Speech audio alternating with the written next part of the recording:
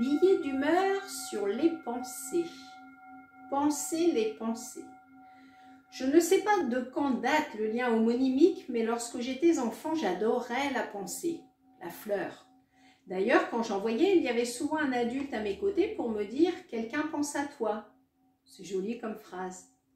Le temps a passé et je constate que les pensées sont bien plus souvent à l'intérieur de ma tête que dans mon jardin.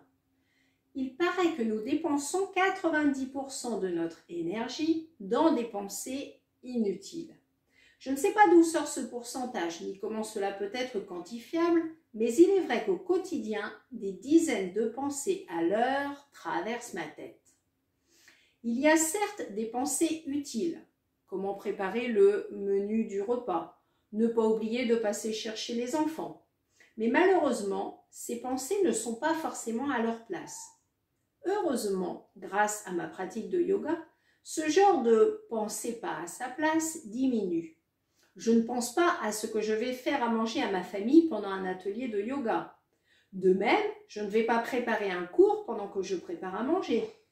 Tout cela ramène à vivre le présent, être conscient de l'instant. Et là, je me dis, c'est facile de dire ça. Seulement parfois, des pensées nous envahissent. Elles reviennent en boucle et elles sont inutiles. Et là encore, ma solution, c'est le yoga. Pas une séance comme ça, ponctuelle, juste pour être au calme dans la tête.